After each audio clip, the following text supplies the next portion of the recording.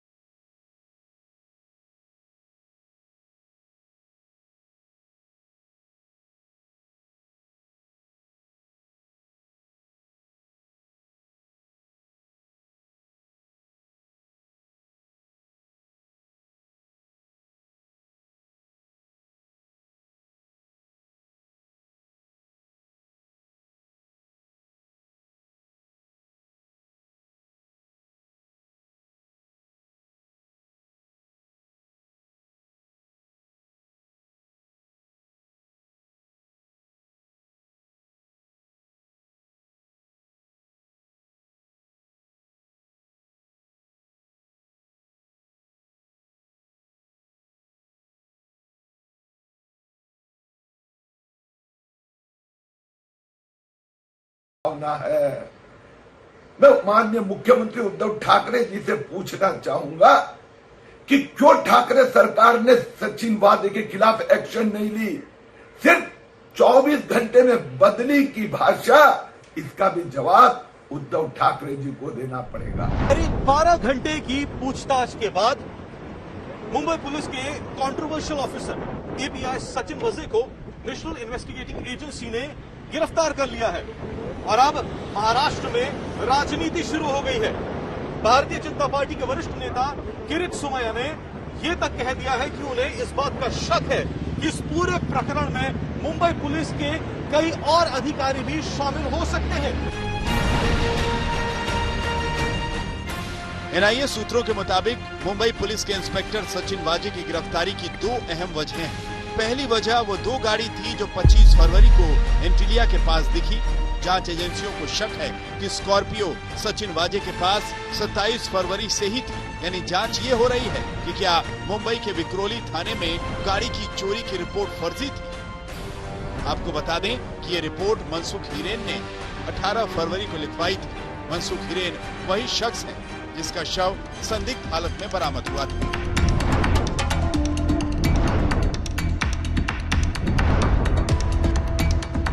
सत्रह फरवरी को Scorpio car चोरी होती है। 25 तारीख को वही Scorpio car industrialist Mukesh Ambani के घर से बाहर बरामद होती है, जिसके अंदर जिलेटिन स्टिक्स और थ्रेट लेटर होता है। लेकिन इसके बीच के दिनों में ये स्कॉर्पियो कार कहां होगी? एनआईए और एटीएस को शक है कि ये जो स्कॉर्पियो कार है ये वाजे के पास मौजूद थी। अंबानी के घर के बाहर दूसरी इनोवा गाड़ी के बारे में मुंबई एटीएस ने बड़ा खुलासा किया है और बताया कि ये इनोवा कार मुंबई पुलिस की है। कार क्राइम ब्रांच की सीआईयू यूनिट की है। एएसआई सचिन वाजे की तैनाती भी इसी यूनिट में थी। मुकेश अंबानी के घर के सामने जो स्कॉर्पियो गाड़ी में जिलेटिन की स्टिक्स पाई गई थी, उसकी जांच और उसी प्रकार मनसुख हिरेन इसकी जो हत्या है उसकी भी जांच एनआईए और एटीएस दोनों घटना की जांच कर रही है और जो भी सत्य सामने आएगा उस हिसाब से कार्रवाई की जाएगी। एनआईए ने सचिन वाजे को करीब 12 घंटे तक ड्रिल किया, 12 घंटे तक पूछताछ की, जिसके बाद सूत्रों का ये कहना है कि सचिन वाजे ने ये कन्फेस कर लिया कि वो इस षड्यंत्र में शामिल थे, इस कॉन्स्पिरेसी में शामिल थे। उन्हें जालसाजी, आपराधिक कॉन्स्पिरेसी, इसके अलावा फॉल्स काउंटरफिट सील बनाने के मामले में अरेस्ट किया गया है। क्रिमिनल इंटिमिडेशन के मामले में अरेस्ट किया गया है। इस पूरे मामले की जांच मुंबई क्राइम ब्रांच कर रही थी, लेकिन केंद्रीय जांच एजेंसी एनआईए की एंट्री और मुंबई पुलिस की तरफ से जांच कर रहे अफसर की ही गिरफ्तारी से राजनीतिक तूफान खड़ा हो गया।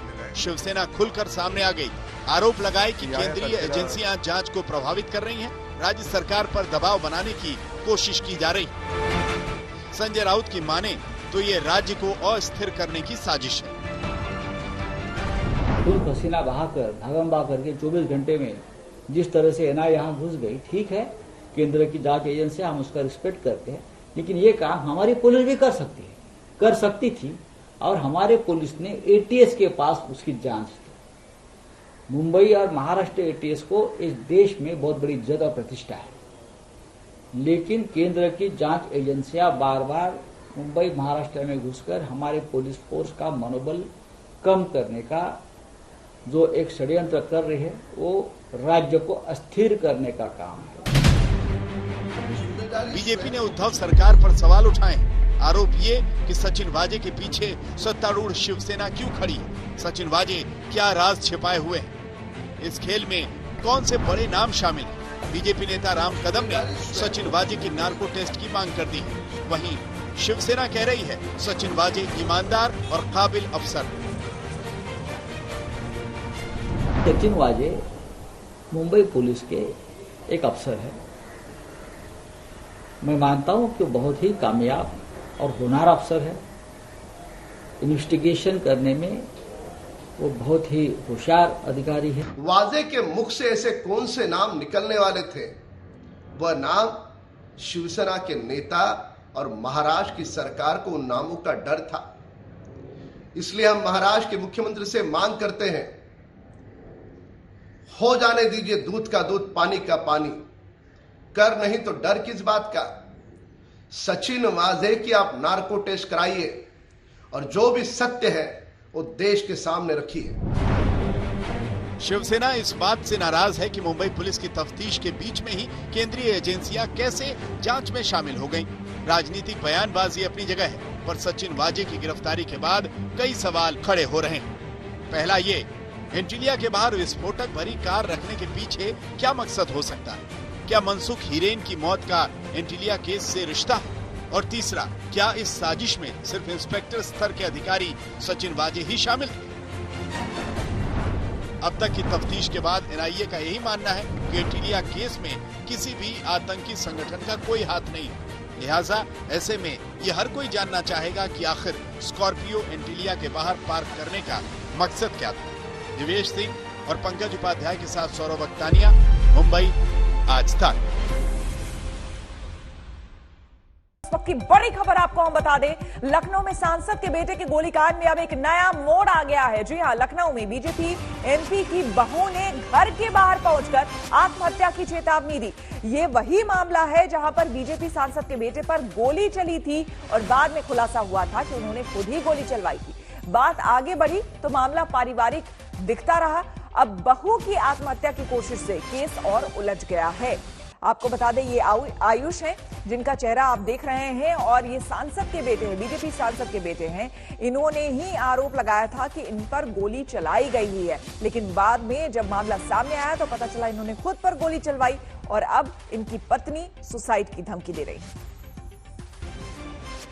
नहीं थी, अभी आपने मुझे छोड़ दिया, मैंने कुछ किया ही नहीं था, तभी आपने मुझे ब्लेम किया, छोटे छोटे आरोप लगा दिए सबने मिलके। मेरी कोई गलती नहीं थी, मैंने कहाँ गलती करी थी? तुम्हारे साथ रही इसलिए गलती करी, तुम्हारे साथ शादी करी इस चीज की गलती करी। खुश थी मैं जैसे भी थे, गलत कर दिया मेरे साथ। जीने की कोई वजह नहीं छोड़ी, कुछ नहीं छोड़ा, कितना लड़ू सबसे, क्योंकि तुम्हारे पापा सांसद है ना, तुम्हारी माँ विधायक है, मैं कुछ नहीं कर सकती, कहीं जाऊंगी कोई सुनेगा नहीं, मैं किसी से लड़ नहीं सकती। लड़के देगा, मांग के देगा तुमको, नहीं सब झूठ झूठ बोलते, तुमको मार सकती थी, तुमको हाथ तक नहीं लगाने देती थी किसी को, तुमको मैं मार सकती थी, इतना झूठ बोल दिया तुमने। मेरे पास कुछ छोड़ा नहीं तुमने। मैं जी हूँ, मैं जीने लायक नहीं छोड़ा। तुम्हारे घर वालों ने मुझे जीने लायक नहीं छोड़ा।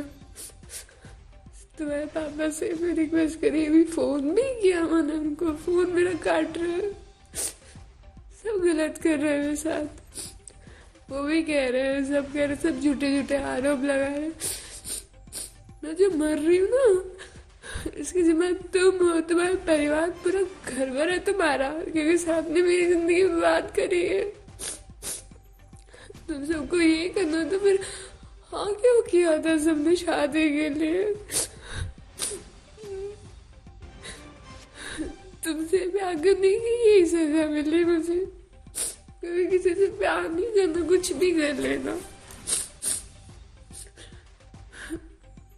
मैं तो जा रही हूँ, कभी आऊंगी नहीं तुम्हारी जिंदगी में। इस दुनिया से जा रही हूँ, तुम रहना खुश।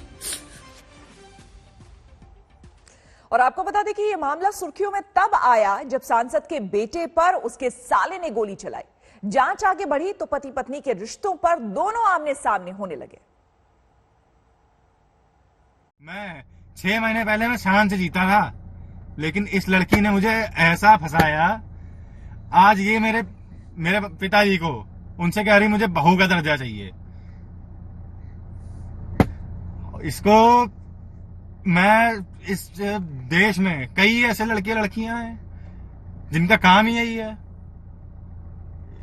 मेरे केस में ना ऐसा होना चाहिए कि ऐसे लोग जो फंसाते हैं, हनी ट्रैप करते हैं पैसों के लिए, अच्छे घर के बच्चों को फंसाते। वो लखनऊ आवास पे दुबग्गा में जो उनका आवास है वहां पे वो थे।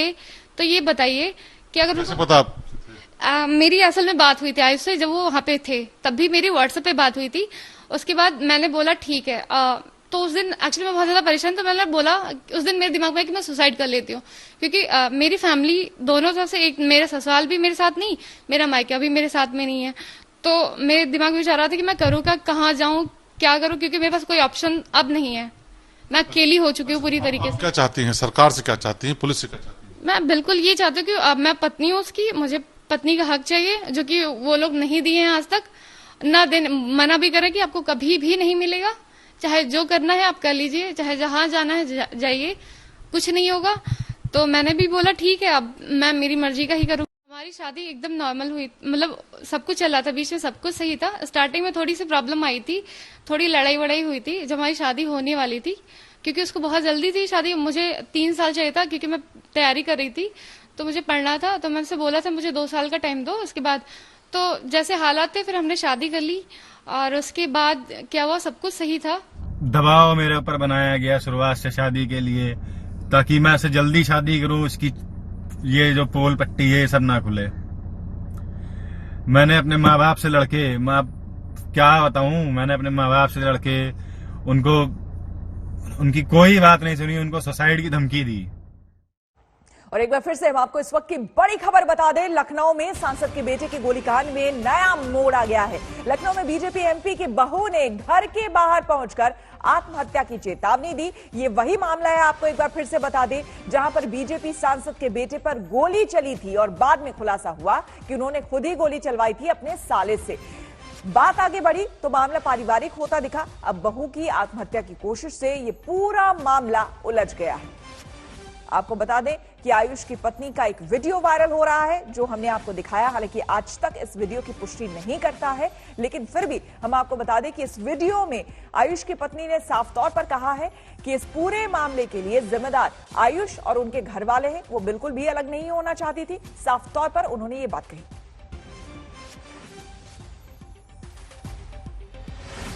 हाथ उठाया उसने मेरे ऊपर कई बार। मैं क्या किससे बताऊं यार, फैमिली वालों से मैं बता नहीं सकता, किसी से तो मैं बता नहीं सकता। मैं सह रहा था, उसके पूरे घर को मैं पाल रहा हूं, पूरे घर को तो मैं पाल रहा था उसके। जब तक पाला, जब तक मेरे पास पैसे थे, जब तक मैं कर पाया तब तक मैंने किया। उसके बाद जब मैं नहीं कर पाया, मुझे प्रॉब्लम हुई, आर्थिक स्थिति मेरी बिगड़ी, तो मैं बेकार हो गया। मतलब सब कुछ चला था, बीच में सब कुछ सही था। स्टार्टिंग में थोड़ी सी प्रॉब्लम आई थी, थोड़ी लड़ाई वड़ाई हुई थी जब हमारी शादी होने वाली थी। क्योंकि उसको बहुत जल्दी थी शादी, मुझे 3 साल चाहिए था क्योंकि मैं तैयारी कर रही थी, तो मुझे पढ़ना था। तो मैंने उनसे बोला था मुझे 2 साल का टाइम दो। उसके बाद तो जैसे हालात थे फिर हमने शादी कर ली, और उसके बाद क्या हुआ, सब कुछ सही था। और एक दिन सिर्फ हमारी लड़ाई हुई थी फोन को लेकर के, फोन हमारा टूट गया, उसके भी टूट गया था, इसी वजह से सिर्फ लड़ाई हुई थी। मेरे एक बेटे की शादी और है, वो हो जाएगी तो तुम्हारी भी कर देंगे, मगर वो मानने के लिए तैयार नहीं था। तो मैंने कहा जा करके कर लो, कोई परिवार का व्यक्ति शामिल नहीं होगा इसमें, और आप शादी कर लोगे तो आप अलग जा करके रहो, फिर आपसे और आपकी ससुराल के किसी लोगों से हमारा कोई संबंध नहीं रहेगा परिवार का। तो हमारे परिवार के किसी व्यक्ति से उनके ससुराल वालों से कोई संबंध नहीं था। आयुष जरूर कभी कभार आता जाता था और बात भी करता था। जी नहीं, उसकी शादी मतलब हमारी शादी हुई तो उसके घर वाले ये बोले कि ठीक है तुमने शादी कर ली है बट हमसे कोई मतलब नहीं है, तो उनकी फैमिली वालों ने कोई हमसे कभी मतलब नहीं रखा। अब इस पूरे मामले में जो बड़ी खबर सामने आ रही है कि सांसद की बहू आत्महत्या की कोशिश उन्होंने की है। आपको हम बता दें, हालांकि उनको फिलहाल जो सूत्रों के हवाले से खबर आ रही है, बताया यह भी जा रहा है कि उन्हें शायद अस्पताल में भर्ती कराया गया है। लेकिन उससे पहले आपको बता दें कि लखनऊ बीजेपी सांसद की बहू ने हाथ की नस काट ली है। सांसद के घर के बाहर ये पहुंची और उन्होंने अपने हाथ की नस काट ली है, जिसके बाद इन्हें अस्पताल में भर्ती कराया गया है। तो इस वक्त की बड़ी खबर सामने आ रही है, सांसद की बहू ने हाथ की नस काटी, सुसाइड की कोशिश की है। इससे पहले ये वीडियो जो आपको हम कई बार दिखा चुके हैं, ये वीडियो वायरल हो रहा है, जिसमें उन्होंने साफ तौर पर कहा है कि उनकी कोई गलती नहीं थी। अगर उनकी गलती थी तो ये थी कि उन्होंने आयुष से शादी की, आयुष से प्यार किया। ये वो बार बार कह रही है। उन्होंने कहा कि अगर आज मेरी ये हालत है तो ये पूरे परिवार की वजह से है, आयुष की वजह से है। शिवेंद्र श्रीवास्तव हमारे संवाददाता हमारे साथ जुड़ गए हैं ज्यादा जानकारी के साथ। शिवेंद्र, इस पूरे मामले में क्या खबर, अभी आयुष की पत्नी की हालत कैसी है? देखिए, अभी डॉक्टरों के मुताबिक बहुत ज्यादा खतरे में नहीं है, लेकिन जिस तरह से ये पूरा घटनाक्रम हुआ वो बेहद हैरान करने वाला है और पुलिस ने मौके पर समय रहते हुए इस पर एक्शन नहीं लिया। दरअसल अंकिता ने, जो बहू है उनकी, उन्होंने साफ तौर पर वीडियो जारी करके कहा था कि मेरे साथ ज्यादती हो रही है, कानून मेरा साथ नहीं दे रहा है, और सांसद के दबाव के चलते उसके बेटे और उसके परिवार वाले लगातार मेरा कैरेक्टर असैसिनेशन कर रहे हैं और मेरे पर गलत आरोप लगा रहे हैं। इसी से परेशान होकर के मैं आत्महत्या कर लूंगी, और इसके लिए बाकायदा उसने वीडियो जारी किया था। और ये जानकारी पुलिस के पास भी थी, सांसद के पास भी थी और उसके परिवार के लोगों के पास भी थी। बावजूद इसके किसी ने उस वक्त एक्शन नहीं लिया, और उसके बाद ये लड़की सांसद के घर के पास पहुंची है और वहां पर हाथ में से काट करके आत्महत्या करने का प्रयास किया। उसके बाद रोका गया और उसको अस्पताल भर्ती किया गया है, जहां इलाज चल रहा है। हालांकि समय रहते इसको रोक दिया गया था, इस वजह से हालत बहुत ज्यादा गंभीर नहीं है। लेकिन ये पूरा घटनाक्रम पिछले 15-20 दिन से चल रहा है, उससे बहुत साफ पता चल रहा है कि कहीं न कहीं कुछ ऐसा है जिसकी वजह से दोनों लोग एक दूसरे के प्रति बहुत ज्यादा विरोध कर रहे हैं। इसकी शुरुआत से ही ये मामला देखा जाए तो बहुत संदिग्ध सा लग रहा है, चाहे वो आयुष पर हमले की बात हो और उसके बाद उसके साले की गिरफ्तारी की बात हो और उसके बाद एक पति और पत्नी की तरफ से एक दूसरे के ऊपर आरोपों और प्रत्यारोपों की बात हो। तो कहीं न कहीं ये फंसा हुआ मामला लग रहा है और उसकी पुलिस तहकीकात गहराई करेगी तभी साफ होगा। लेकिन फिलहाल अंकिता ने जो आत्महत्या करने की कोशिश की है उसका इलाज चल रहा है और डॉक्टरों ने फिलहाल खतरे से बाहर। बिल्कुल, शुक्रिया शिवेंद्र। और एक बार फिर से हम सुनवा देते हैं अंकिता ने अपने वीडियो में क्या कुछ कहा है। अभी आपने मुझे छोड़ दिया, मैंने कुछ किया ही नहीं था, तभी आपने मुझे ब्लेम किया, छोटे छोटे आरोप लगा दिए सबने मिलके। मेरी कोई गलती नहीं थी, मैंने कहाँ गलती करी थी? तुम्हारे साथ रही इसलिए गलती करी, तुम्हारे साथ शादी करी इस चीज की गलती करी। खुश थी मैं जैसे भी थे, तूने गलत कर दिया मेरे साथ। जीने की कोई वजह नहीं छोड़ी, कुछ नहीं छोड़ा, कितना लड़ू सबसे, क्योंकि तुम्हारे पापा सांसद है ना, तुम्हारी माँ विधायक है, मैं कुछ नहीं कर सकती। कहीं जाऊंगी कोई सुनेगा नहीं, मैं किसी से लड़ नहीं सकती। लड़के देगा, मांग के देगा तुमको, नहीं सब झूठ झूठ बोलते, तुमको मार सकती थी, तुमको हाथ तक नहीं लगाने देती थी किसी को, तुमको मैं मार सकती थी, इतना झूठ बोल दिया तुमने। मेरे पास कुछ छोड़ा नहीं तुमने, मैं जी हूँ, मैं जीने लायक नहीं छोड़ा, तुम्हारे घर वालों ने मुझे जीने लायक नहीं छोड़ा। तुम्हारे पापा से मैं रिक्वेस्ट करी, अभी फोन भी किया मैंने उनको, फोन मेरा काट रहा है, सब गलत कर रहे हैं मेरे साथ, वो भी कह रहे हैं, सब कह रहे, सब झूठे झूठे आरोप लगा रहे। मैं जो मर रही हूँ ना, इसकी जिम्मेदार तुम हो, तुम्हारा परिवार, पूरा घर भर है तुम्हारा, क्योंकि सामने मेरी जिंदगी बर्बाद करी है। तुम सबको ये करना तो फिर हाँ क्यों किया था सबने शादी के लिए? तुमसे प्यार करने की यही सजा मिली मुझे, कभी किसी से प्यार नहीं करना, कुछ भी कर लेना। मैं तो जा रही हूँ, कभी आऊंगी नहीं तुम्हारी जिंदगी में, इस दुनिया से जा रही हूँ, तुम रहना खुश।